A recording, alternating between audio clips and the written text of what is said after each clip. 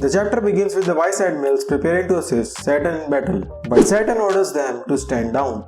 He claims that he could have easily evaded Bonnie's attack if he wanted to, and proceeds to pull out the sword from his body, which causes his blood to vanish.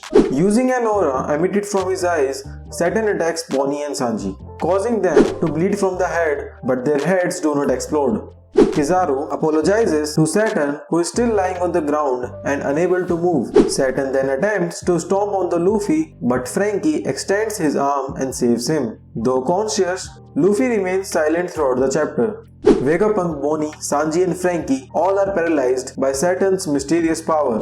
Vegapunk exclaims that if the power he is witnessing is not scientific, then it must be a devil fruit ability. Saturn seizes Bonnie and she accuses him of killing her father. In a flashback, we see Kuma telling a young Bonnie about Nika, and they dance together to Nika's drum rhythm. Kuma expresses his desire to become a hero who liberates people like Nika.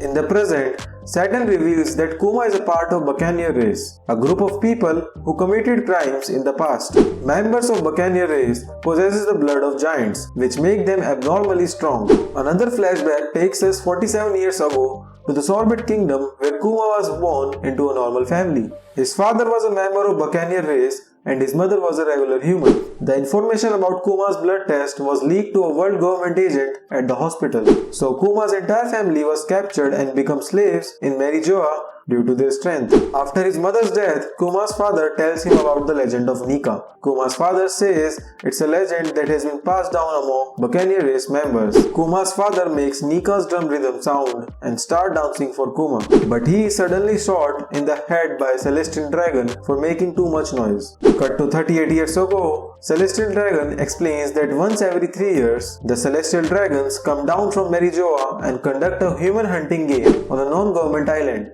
Celestial Dragons releases problematic slaves on the island and wipes them out along with the native people on the island. After that, the world government claimed the island as their own. In that year, the Celestial Dragons choose to invade the island of God Valley in the West Blue. The island was known for its abundant resources and was named after the word God.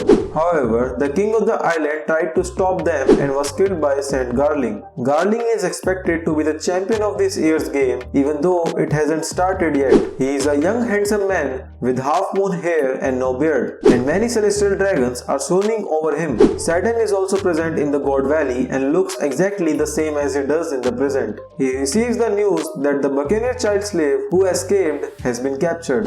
In the last page of chapter, we see Kuma being dragged into the field by other slaves. This is a continuation of the flashback that Bonnie saw in the chapter 1074. Suddenly, two shadows appear. They recognizes Kuma as Buccaneer and comments on how huge they are, saying that the blood of giants run within them. The mysterious shadows behind the person are revealed to be child slaves, young Emporio Ivankov and a girl named Ginny. While Ginny is happily eating a piece of meat, Ivankov asks Kuma if he chooses to live. The chapter ends here and there will be a break next week.